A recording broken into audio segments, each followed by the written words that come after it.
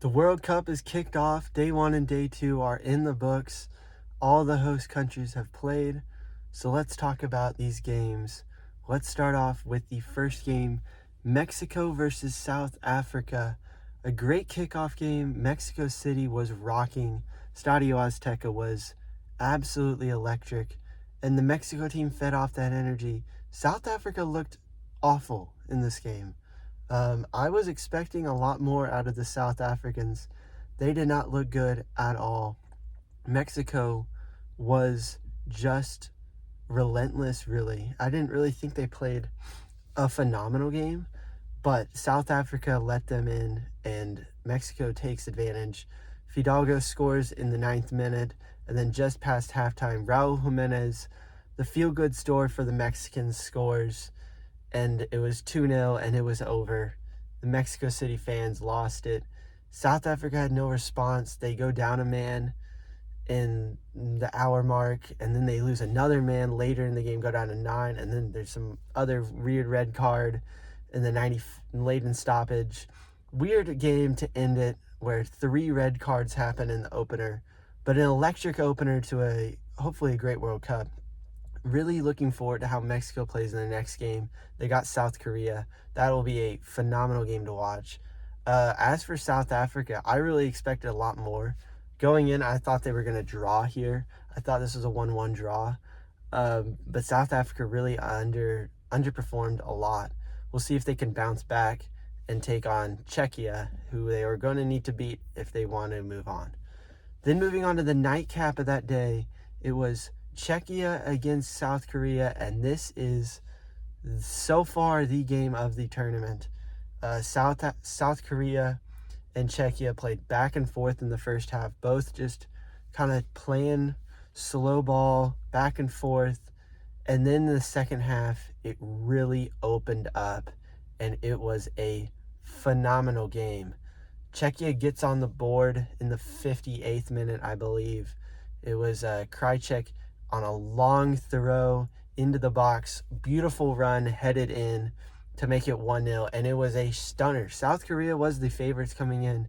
Czechia, I mean, they had players, but this was not expected to be a win, I didn't think, for them. I had 2-1 coming in for South Korea.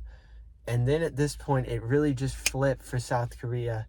They found their mojo and got into a rhythm, made a lot of plays to get involved. Heung-min Son was really not good in this game. He didn't play bad, but did not have his best game. But all of a sudden, just 15 minutes later, 67th minute,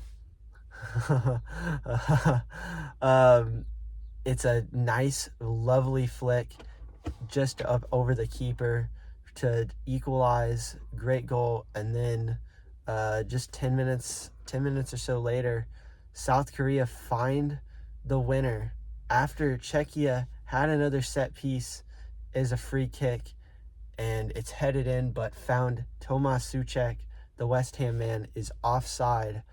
A really great finish. Czechia had more opportunities in stoppage time that could have gone in, but great stops by the South Korean keeper. Keep all 3 points for South Korea, a huge 3 points for South Korea. So they win 2-1. Really great game. Wonderful game if you were up late for it.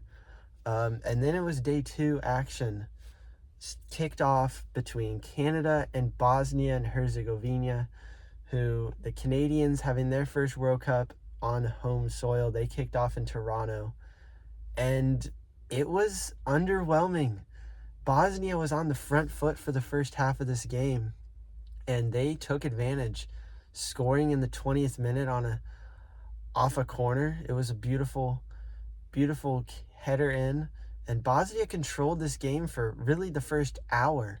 They had a big chance just coming out of halftime to take a 2-0 lead, and man, they might really rue that later if they cannot capitalize and get out of this group. That could have been a really big 3 points. As then in the 85th minute, I believe, it is Canada finding the equalizer and getting the point. It was a game that I expected Canada to win a lot handedly, very handedly. And they underperformed, in my opinion. If I was a Canadian, I'd be really scared. You've got Qatar coming up, and then you've got Switzerland. You're going to need to beat Qatar if you want to stay in this. That is a necessary 3 points to stay in this group, a chance to win this group. A group that they very well should have a shot to win.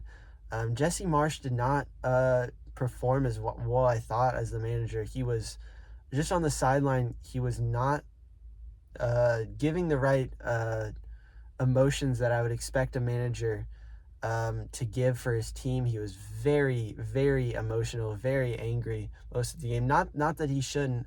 The team did not play good, but trying to support his team, he didn't seem like he was trying to do it. As for Bosnia, I mean, you look at it and you could have gotten 3 points very easily if you put in a very easy chance to make it 2-0 in the 60th minute. But otherwise, you're very happy. I think a point is a very good result for you. You've got Switzerland coming up. If you can find another point there, and then you feel really comfortable about getting 3 points against Qatar, that's 5. That'll get you through. And I mean, that's what you got to do if you are Bosnia. I'm rooting for them. I think they look good. So yeah, that was the third game. Then the final game yesterday, the United States of America takes on Paraguay in Los Angeles. SoFi Stadium was rocking. A moment 32 years in the making, and the United States capitalized with a huge 4-1 victory. I mean, maybe the greatest night in the history of the U.S. men's national team. They were phenomenal. Going into this game, I really wanted to see them get an opening goal early, get a lead, feed off the crowd, and just roll.